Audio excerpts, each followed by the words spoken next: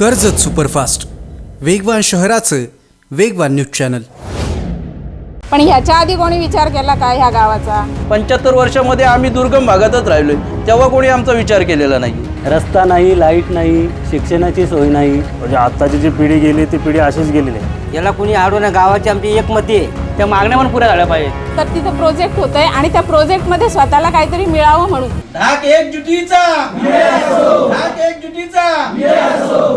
कर्जतमध्ये Torrent पॉवरचा जलविद्युत प्रकल्प येतोय. त्यासाठी शेकडो एकर जमीन त्या प्रकल्पानं बाधित होणार आहे.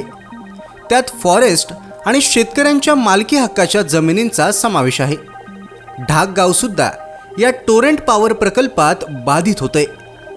काही वर्षांपर्यंत ढाक गाव हे फक्त ढाक बहिरी मंदिरासाठी आणि इथल्या ट्रेकिंगसाठी सर्वांना माहीत होतं. ढाकमध्ये असणारी दुर्गम वस्ती, त्या लोकांचं डोंगरात जीव मुठीत घेऊन जगणं कोणालाही संवेदनशील वाटलं नाही. देशाला स्वातंत्र्य मिळून 78 वर्ष झाली तरी ढाक गावात रस्ते, लाईट, वीज यासारख्या सुविधा आजपर्यंत गेल्याच नाहीत. ढाक गाव हे प्रत्येक सोयीसुविधांपासून आणि सरकारच्या विकासात्मक धोरणापासून कायम वंचित राहिलं. अगदी डोंगरात राहून कित्येक पिढ्यांनी उदरनिर्वाह चालवला, पण शिक्षण आणि आरोग्य यासारख्या सुविधांसाठी नाईलाजानं कित्येक जण ढाक गाव सोडून आसपासच्या गावांमध्ये स्थायिक झाले. अचानक टोरेंट पॉवरचा जलविद्युत प्रकल्प कर्जतमध्ये होणार आणि त्यात ढाक गावसुद्धा त्या प्रकल्पात बाधित होणार असं समोर आलं.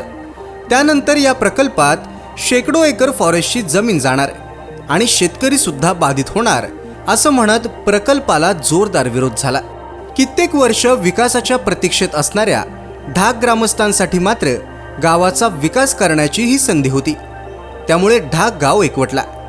टोरेंट पॉवर प्रकल्पात जमीन जाणार आणि गाव बाधित होणार म्हणजे कंपनी पर्यायानं गाव दुसरीकडे वसवणार आणि त्यानिमित्तानं का होईना ढाक गाव पुन्हा एकदा एकत्र होणार.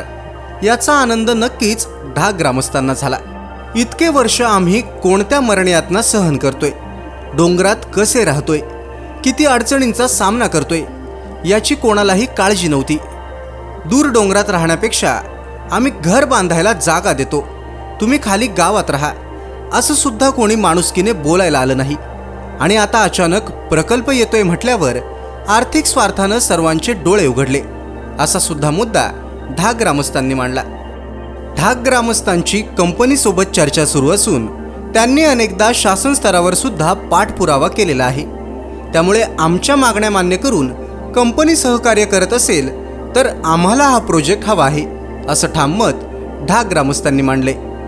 टोरेंट पॉवर प्रकल्पाच्या माध्यमातून ग्रामस्थांचा विकास होण्यासाठी ढाकमधील ग्रामस्थ एकवटले आहेत आणि या प्रकल्पाला त्यांनी समर्थन सुद्धा दिलेलं आहे. मी ढाकचा रहिवासी निवृत्ती शांताराम ढाकुवाळ. आजही माझे 2 भाऊ वरती राहत आहेत. सगळेच गावकरी तिथे राहत आहेत. फक्त कोणाच्या काही कारणास्तव मुलांच्या शिक्षणासाठी, नोकरीसाठी सगळेजण स्थलांतर झालेत. परंतु आम्ही गाव टिकवून ठेवण्याचा प्रयत्न केलेला आहे. आत्तापर्यंत आमच्या दृष्टीने कुठलीही वन संपदा किंवा टोरेंटो कंपनीने कुठली नष्ट केलेली नाही आहे. आम्ही पण त्याला विरोधच करत होतो. परंतु त्यांनी सगळे नियमानुसार आम्हाला काही मागण्यांची आश्वासनं दिले, त्या पद्धतीने आम्ही चालतो आहे त्यांच्याबरोबर. आणि आमचा ग्रामस्थांचा मिळतो, आम्ही सर्व ग्रामस्थ एकत्र जमून आमचे कसा फायदा होईल या गोष्टीकडे लक्ष देत आहोत. आम्ही ढाक ग्रामस्थ आमच्याकडे पण गुरंढोरे वगैरे आहेत आणि पर्यावरण वाचवण्यासाठीच आम्ही पण प्रयत्न करत आहोत. परंतु बाहेर लोक पर्यावरणाच्या नावाने नुसते वाजवत आहेत. प्रत्यक्ष जागेवर जाऊन की कोणीही बघितलं नाही किती झुडपं जातात का झाडं जातात का पूर्ण कातळत आहे हे कोणी बघितलेलं नाही आहे. आणि इथून बाहेरून बसून फक्त विरोध करतात या गोष्टीला. तर ते कोणी करू नये. आम्हाला प्रोजेक्टची पण गरज आहे. 75 वर्षामध्ये आम्ही दुर्गम भागातच राहिलो आहे, तेव्हा कोणी आमचा विचार केलेला नाही आहे. आणि आत्ता कुठे एक चांगले दिवस म्हणजे जर पाणी आलं तर बाकी सगळ्या गोष्टी होणार आहेत. आमच्याकडे फक्त पाणी येणार आहे, त्यामुळे आमच्या गावाचा विकास होणार आहे.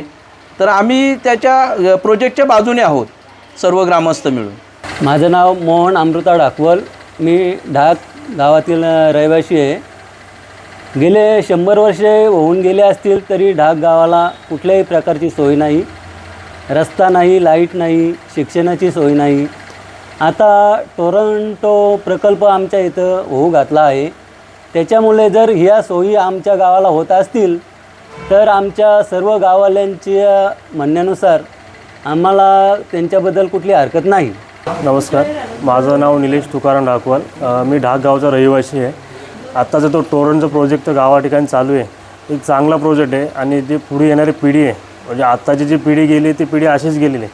मग आता भविष्यातील जी पिढी आहे, लहान पिढी येणारी पिढी, त्या पिढीसाठी खूप चांगला प्रोजेक्ट आहे आणि येणारी पिढी ही खूप चांगली सुसज्ज आणि चांगली होणार आहे. तर पुढील जो प्रोजेक्ट आहे व्हावा यासाठी गावाचा संपूर्ण पाठिंबा आहे. हे जे प्रोजेक्ट जे आले तर हे झालंच पाहिजे. याला कोणी अडवणं, गावाची आमची एकमती आहे. इथं काही हे नाही. आणि वाडवळी गेलं तर आमची पोरवालावरती शिकत नव्हती म्हणून आम्ही खाली राहायला आलो. तर हे काम झालं पाहिजे. याला कोणी आडवत येतात कामा नाही. माझे नाव मनोज विठोबा ढाकवल. मी ढाकगावचा रहिवासी असून आता सध्या कुशुली इथे राहत आहे. वरती कुठल्याही प्रकारची सोय नसल्यामुळं त्याच्यामुळं आम्ही सर्वजण खाली आलेलो आहेत. आणि हा जो प्रकल्प चालू आहे, हा प्रकल्प आमच्या सर्व ग्रामस्थांच्या वतीने त्या ग्रामस्थांची परवानगी आहे का हा प्रकल्प व्हावा. पण ते प्रकल्प होताना आमच्या ग्रामस्थांच्या काय मागण्या आहेत त्या मागण्या पण पुऱ्या झाल्या पाहिजेत. आणि वरती कसलीच सोय नसल्यामुळे मी सुद्धा 2002ला खाली आलो. आई बाबा बाकी सगळे लोक वरती घरी होते, पण मी खाली आलो. मावशीकडे जाऊन 15वी परत शिक्षण घेतलं म्हणून थोडंफार काहीतरी भेटलं. आता येणारी पिढीमध्ये जर वरती सगळ्या सुविधा झाल्या तर वरती शिक्षण घ्यायला भेटेल. खाली यायची गरज नाही कोणाला. आणि हा प्रकल्प ग्रामस्थांच्या वतीने सगळ्यांची सहमती आहे. माझं नाव नितेश रमेश ढाकवल. मी ढाकचा रहिवासी आहे. आपला ढाक म्हणजे ढाक गाव आपला काही वर्षापूर्वी तरी असं होतं, आपल्या गावाला काही सोय नव्हती, पाण्याची सोय नाही नीट. तर आता एक टोरेट प्रोजेक्ट येतो, आपल्या कंपनी येते, तर आपल्या गावाचा फायदा करा, त्यात फायदा होईल असं गावाचं हे बघा. तर त्याला विरोध करू नका. आमचा अख्ख्या म्हणजे ग्रामस्थ जेवढी इथं जमले त्याचा सगळ्यांचा पाठिंबा आहे गावाला. काही 2 घरे त्यांना विरोध करतात. तर आपल्या गावाचा विकास बघा. गावाचा म्हणजे गावाला खाली खेचू नका. तुम्ही 2 घरं जर गावाला खाली खेचायचं असेल तर ते बरोबर नाही. आपल्या प्रोजेक्टला तुम्ही सगळेही पाठिंबा द्या आणि गावाचा विकास करा, विरोध करू नका गावाला. नमस्कार, माझं नाव ॲडव्होकेट कविता ढाकवळ. मी ढाकगावची रहिवासी आहे. पण काही कारणास्तव मला माझ्या बाबांना वांजळे इथे घर बांधून राहावं लागलं. त्याला कारणं भरपूर आहेत. आज आपण जे पर्यावरणाविषयी जे बघतोय, काल एकाचं स्टेटस बघितलं मी की पर्यावरणाची हानी होणार आहे. पण ह्याच्या आधी कोणी विचार केला का ह्या गावाचा?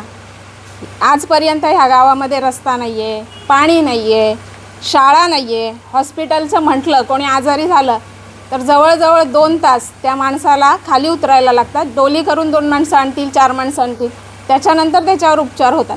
या गोष्टींचा कोणी विचार केला का? आज कोणीतरी तिकडे ऑफिसमध्ये बसून म्हणतं आहे की बाबा पर्यावरणाची हानी होणार आहे. मला त्या व्यक्तीला पण विचारायचं आहे की बाबा आजपर्यंत तू किती झाडं लावलीस? तुला माहिती आहे का पर्यावरण दिवस कधी साजरा होतो? तू किती झाडं जगवलीस?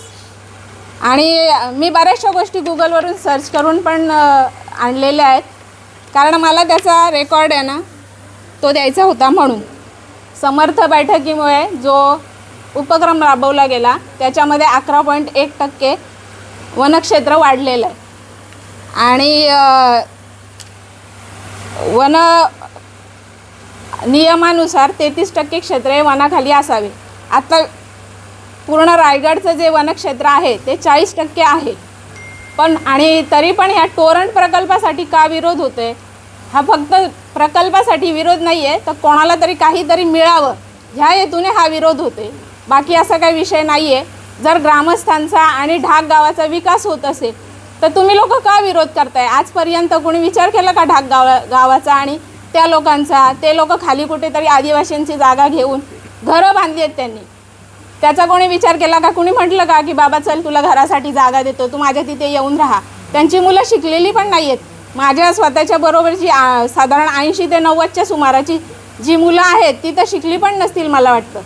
पण त्याचा विचार केल्यानंतर ह्या लोकांनी खाली उतरून घरं बांधली. आज पण बरेच जण मोलमजुरी करून कुठेतरी भाड्याने राहतात आणि त्यांची मुलं खाली आल्यानंतर थोडीफार शिकलीत. याचा विचार कोणी आधी केला नाही आहे. आज हे लोक सगळे जागे झालेत का? तर तिथं प्रोजेक्ट होतं आहे आणि त्या प्रोजेक्टमध्ये स्वतःला काहीतरी मिळावं म्हणून. आणि हा विचार फक्त जनहिताचा नाही आहे तर स्वहिताचा चालू आहे. मला एवढंच म्हणायचं आहे की जो प्रोजेक्ट होतो आहे तो ढाकाच्या हिताचा होतो आहे आणि त्याला पूर्ण सगळ्या ग्रामस्थांचा पाठिंबा आहे. फक्त एका घराने विरोध केला म्हणून विरोध होत नाही आहे. तर आज आम्ही जिथे इथे जमलो आहे ते सगळे ग्रामस्थ आहेत. फक्त काल जे काय झालं ते पूर्ण चुकीचं होतं असं मला तरी वाटतं आहे. आणि तो विरोध आहे ना हा पूर्ण थांबवावा. आणि जे होतं आहे, ज्या आमच्या मागण्या आहेत, आता पप्पूने, निवृत्तीने, ह्या लोकांनी जे पुढे कलेक्टर ऑफिसला वगैरे जे मागण्या दिलेल्या आहेत त्या मान्य करायच्या कशा हे बघा. त्याला विरोध करू नका. आपल्या गावाचा जर विकास होतो आहे तर त्याला पाठिंबा द्या. ते बंद नका करू. कारण आज ढाकला बघायला गेलं तर मोजून 2 ते 3 घरं असतील, बाकी सगळे बाहेर राहतात. त्या विकास झाल्यामुळे जर ढाकगाव एकत्र येणार असेल तर ते चांगलंच आहे. म्हणून आहे ना, सपोर्ट करा, विरोध करू नका, एवढंच माझं म्हणणं आहे. धन्यवाद. तालुक्यातल्या घडामोडींचे अपडेट सर्वात आधी मिळवा. कर्जत सुपरफास्ट चॅनलला सबस्क्राईब करायला विसरू नका.